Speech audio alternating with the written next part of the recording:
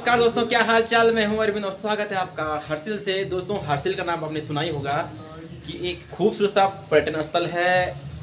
लोग यहां पे घूमने के लिए आते हैं और हर्सिल की एक खासियत ये है कि हर्सिल सेब पैदावार बहुत ज़्यादा करता है। जी हाँ दोस्तों, अभी मैं हूँ हर्सिल में और आज मेरी तैयारी हो रही है श्री गंगोत्री धाम जाने की।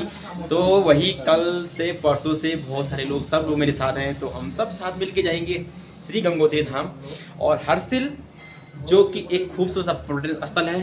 तो चलिए दोस्तों, मैं आप लोगों को दिखा देता हूँ एक बार हर्सिल की खूबसूरती।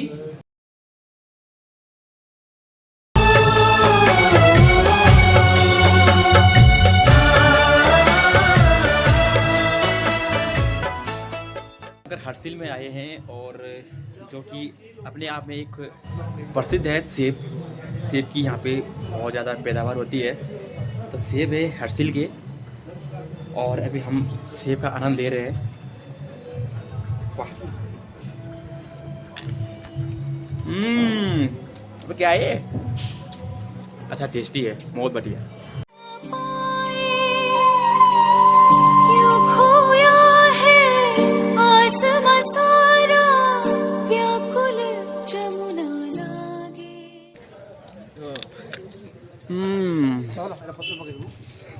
गजब, हर्सिल में आए हैं और सेब।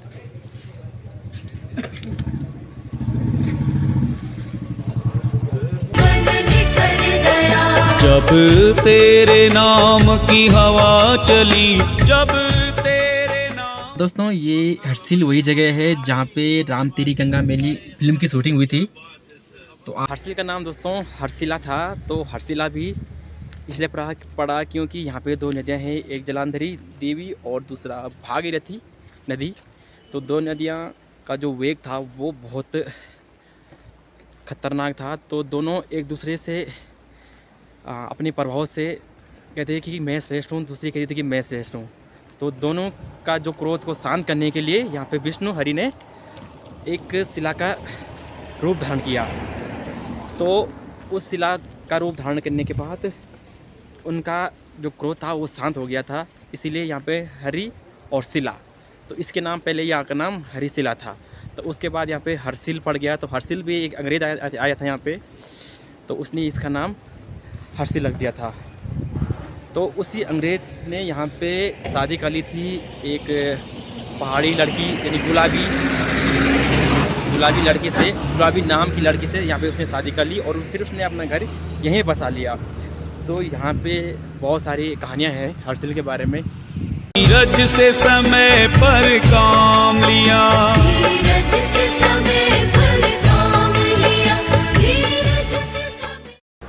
बस मंदिर से 500 मीटर दूरी पे हूँ।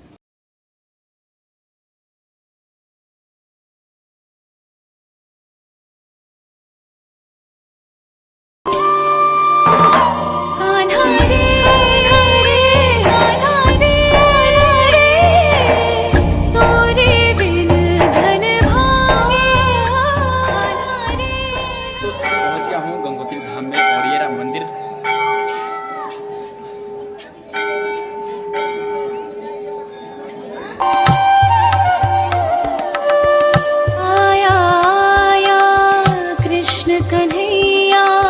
जैसे मुरली बाजी।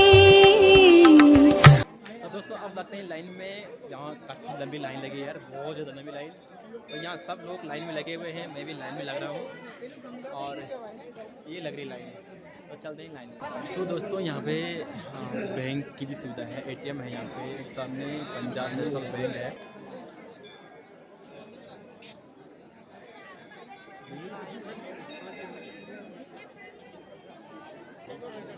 और यहाँ पे सब लोग लगे हैं फोटो खिंचवाने में।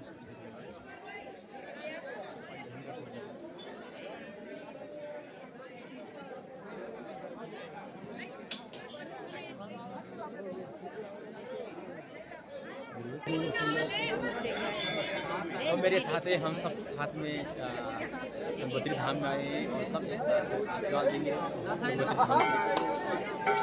भाई बहुत तगड़ी धूप चमक रही है।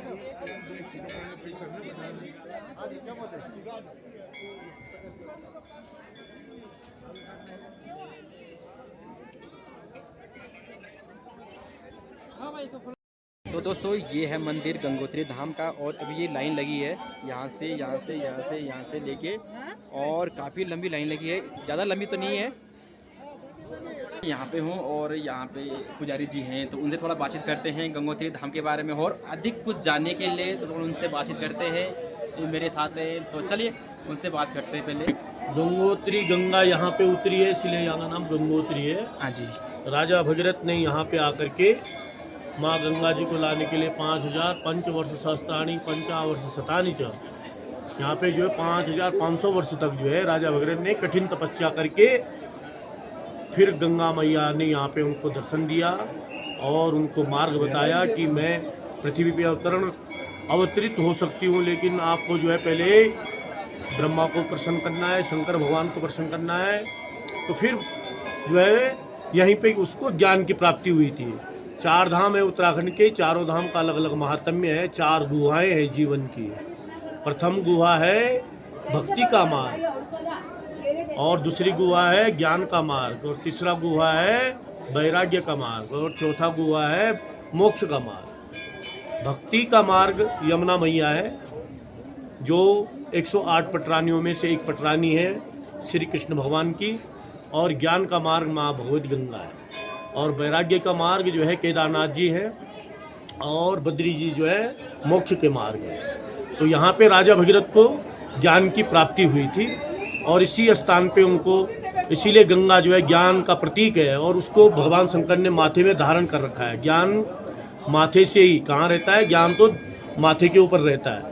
और भक्ति का मार्ग जो है माँ यमुना मैया भक्ति का मार्ग है, इसलिए वो चरणों में विराजमान है श्री कृष्ण भगवान की।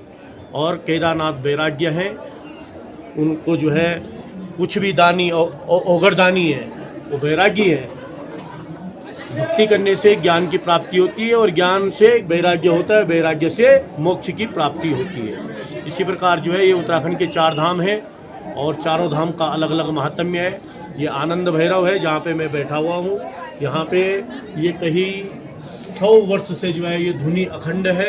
ये कई 100 वर्ष से धुनी अखंड धुनी जो है हमारे ऋषि मुनियों ने, हमारे जो यहाँ पे पुजारी हुए थे, हमारे जो वंशज के सेमवाल वंशज के जो पुजारी हुए थे, जब से इस मंदिर का निर्माण हुआ है तब से ये धुनी जो है अखंड रूप में, इसकी जो है अखंड ज्योति के रूप में प्रज्वलित है। इसी को हम लोग अखंड ज्योति भी कहते हैं।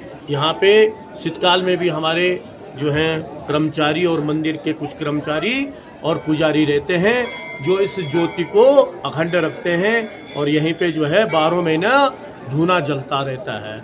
ऐसे ही यहाँ पे कई मंदिर है, 5-7 मंदिर हैं जो गंगा पंचायत के नाम से माना जाता है, और कई दार्शनिक स्थान है। पांडव यज्ञ भूमि है, जहाँ पे पांडवों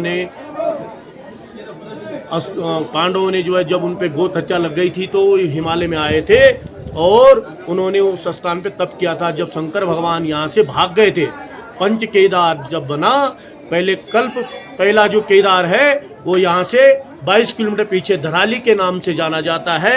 वहीं पे भगवान शंकर विराजमान रहते थे, जहाँ पे 320 मंदिर हुआ करते थे, और वो जो स्वयं प्रजापति ने अपने आप बनाया था, प्रजापति के द्वारा बनाए गए थे, निर्मित थे।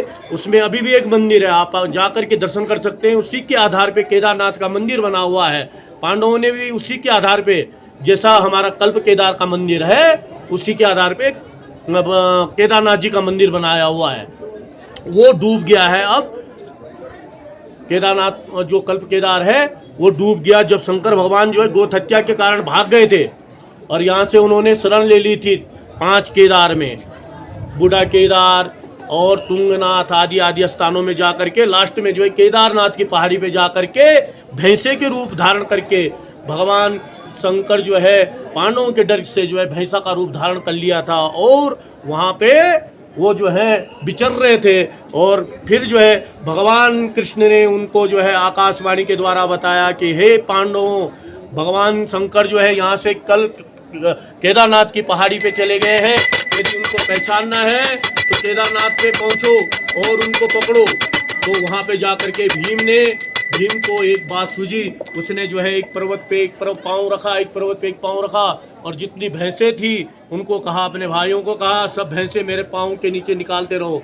यदि जो भगवान होगा वो हमारे पाँव के नीचे नहीं जाएगा, और हम इसी प्रकार जो है शंकर भगवान को पहचान जाएंगे और पकड़ लेंगे, और हमारी जो गोत हत्या लगी हुई है, ब्रह्म हत्या लगी हुई है, वो हमारी समाप्त हो जाएगी। इसी प्रकार जो है जब ऐसी स्थिति देख करके भगवान जो है पीछे पीछे हटने लग गए, भगवान भोलेनाथ, और उन्होंने जो है भूमि में अपना मस्तक मारा तो सीधे पशुपतिनाथ निकल रहे थे। भगवान पशुपतिनाथ जो है उनका मस्तक निकल गया, और पीछे का हिस्सा जो है भीम के हाथ में आ गया, जिससे वो वहीं पे स्थापित हो गए। बोलो केदारनाथ की जय, चारों धाम की जय। तो दोस्तों दर्शन भी हो गए हैं और अभी भी हम बहुत ज़्यादा भीड़ है, आप लोग देख पा रहे हैं।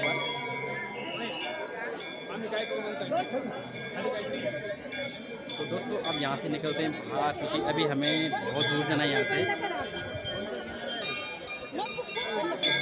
भीड़ है भाई, बहुत ज़्यादा भीड़। तो अभी हमें यहाँ से निकलना है केदारनाथ धाम की तरफ, और यहाँ पे गेट बन रहा है, बहुत सुंदर वाला गेट। अभी निर्माण कार्य चालू हो रहा है यहाँ का।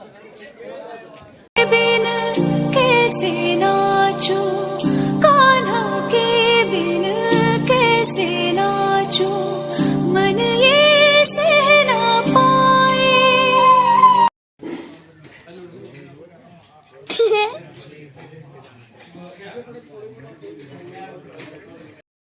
तो दोस्तों मैं पहुंच गया हूँ धोत्री में, और आज का स्टे हमारा धोत्री में रहेगा, और ये मेरा रूम। तो दोस्तों ये वीडियो आपको कैसी लगी? अगर वीडियो अच्छी लगी तो वीडियो को लाइक करना, शेयर करना, और कमेंट में बताना कि हाँ वीडियो कैसी लगी। तो दोस्तों मिलते हैं फिर अगली वीडियो में, तब तक के लिए जय उत्तराखंड, जय गढ़वाल, थैंक यू।